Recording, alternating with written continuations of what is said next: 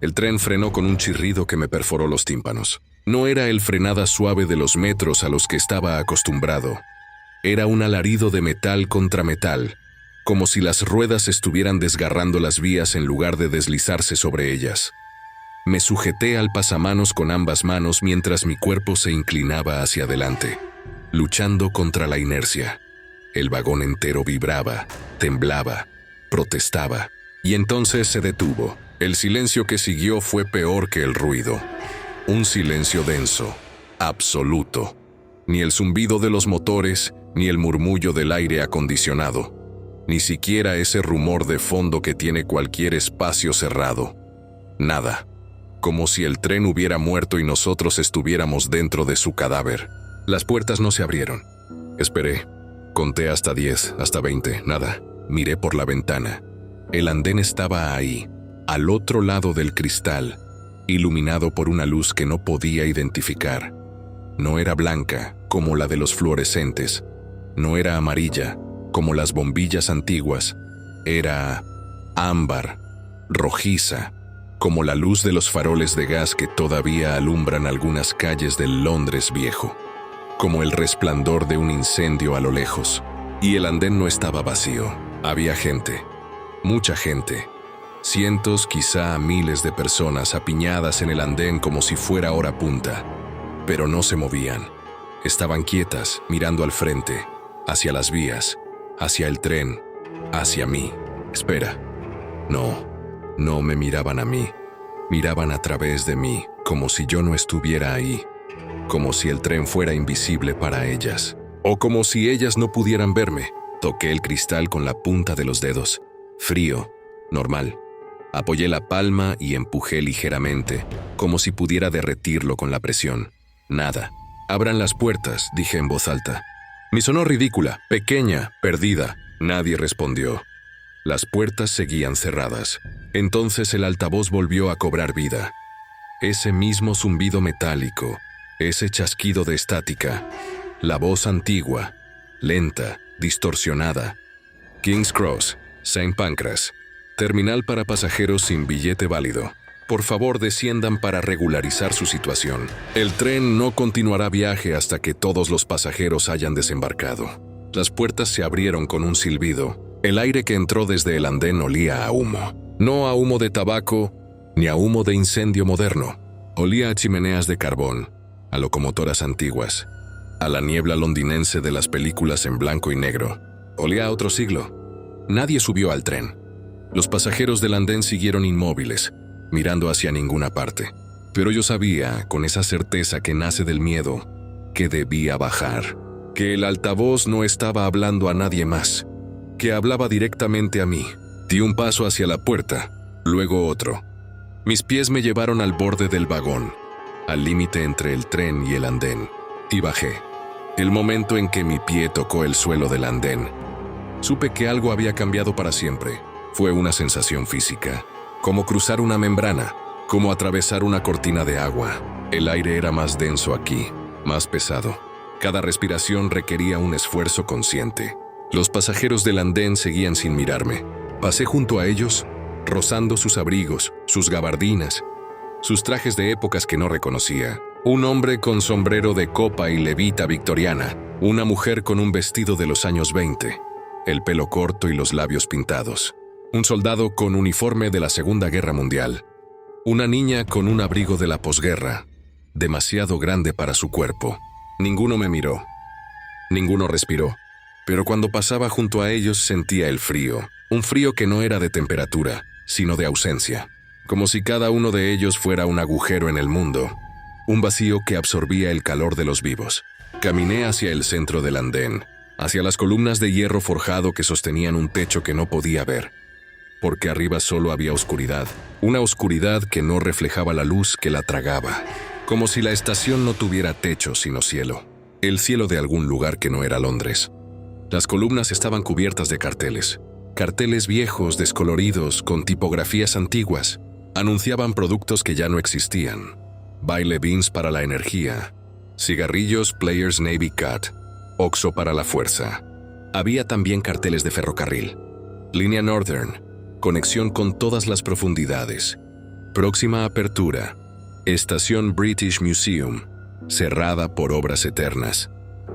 Y luego vi el mostrador, al fondo del andén, donde debería estar la salida hacia las calles de Londres, había una fila de ventanillas, como las de las estaciones de tren antiguas, con rejas de metal y cristales empañados.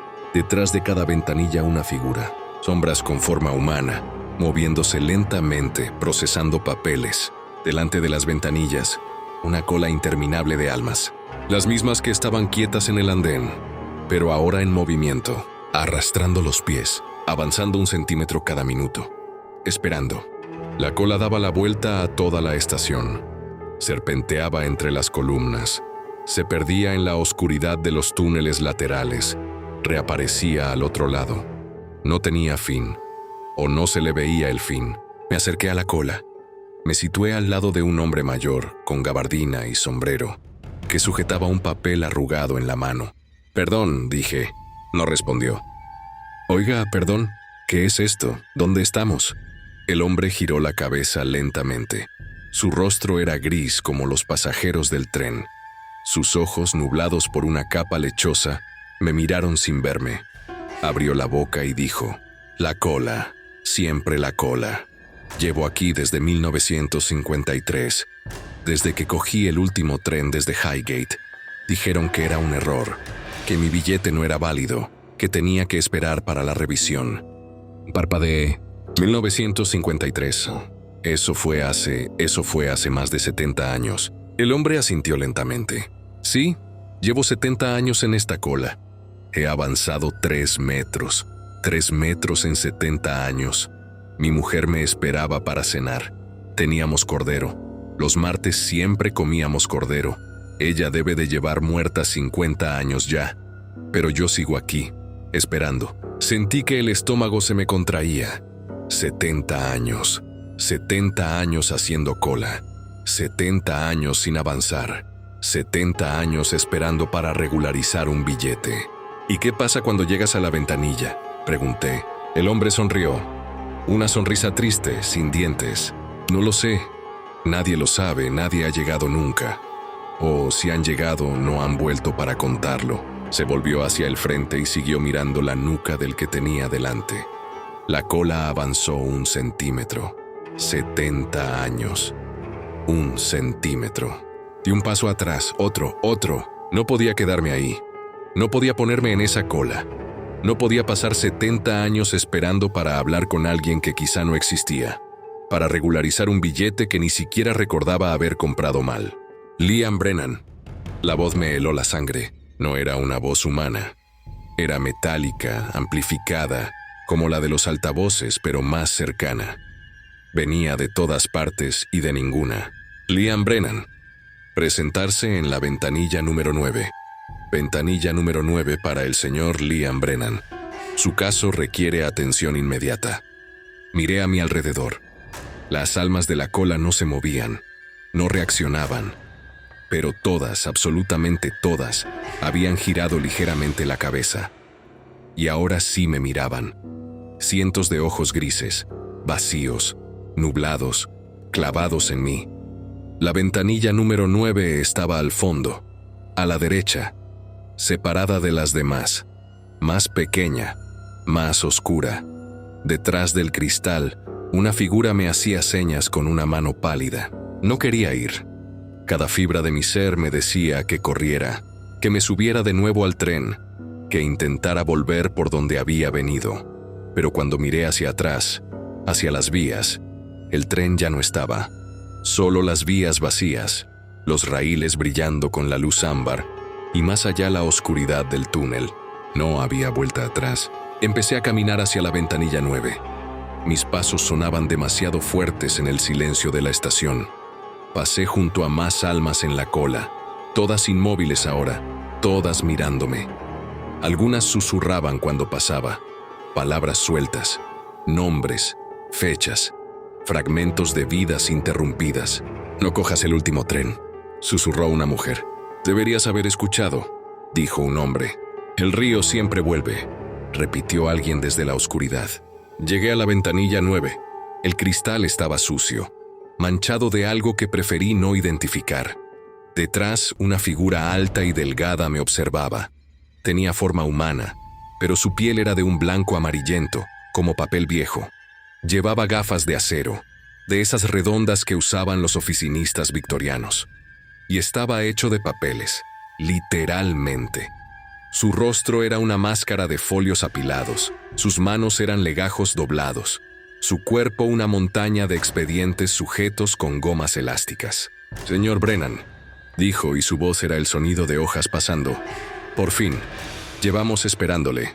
Bueno, no mucho. Aquí el tiempo es relativo, pero su caso lleva abierto desde que se quedó dormido en el andén. Eso fue... ¿Cuánto hace? No importa. El tiempo no importa. Abrí la boca para hablar, pero no salió nada. El ser de papel sonrió, una sonrisa que arrugó los folios de su cara. Permítame presentarme. Soy el señor Meridian, revisor jefe de la línea Northern, sección de almas extraviadas. Usted, señor Brennan, ha cometido una infracción grave. Se durmió en el andén. Eso invalida su billete de viaje. El sueño es una frontera, ¿lo sabía? Cuando duerme, su alma está más cerca de aquí que de allí. Y usted cruzó esa frontera sin permiso, sin billete válido para el viaje. Yo solo quiero volver a casa, logré decir. El señor Meridian inclinó la cabeza. Los papeles crujieron. Por supuesto, todos quieren volver a casa, pero no puede volver así como así. Debe regularizar su situación. Debe trabajar. ¿Trabajar? Por supuesto. Tenemos un departamento de reclamaciones. Siempre necesitamos personal. Gente organizada, meticulosa, que sepa procesar papeleo. Usted es analista de datos, ¿verdad? Perfecto. Encaja a la perfección. Quise protestar. Quise decirle que yo no pertenecía a ese lugar, que había sido un error, que solo quería despertar en mi cama, en mi piso alquilado en Bermondsey, con el ruido de los camiones de la basura a las 6 de la mañana y el olor a café de la cafetería de abajo. Pero antes de que pudiera hablar, el señor Meridian levantó una mano de papel y señaló hacia un túnel lateral, apenas visible entre dos columnas. Por allí, señor Brennan. El departamento de reclamaciones está al final del pasillo. No se preocupe por la cola. Usted tiene un puesto reservado. Es un trabajador cualificado. Aquí valoramos eso. No me moví. El señor Meridian suspiró. Un suspiro que levantó una nube de polvo de papel. Señor Brennan, le doy un consejo. No intente huir. No hay a dónde huir. La estación es infinita. Los túneles se extienden durante kilómetros y kilómetros, y todos llevan al mismo sitio. O a sitios peores. Si entra en el túnel equivocado, puede acabar en la línea de los olvidados. Allí no hay ventanillas. Allí no hay revisión.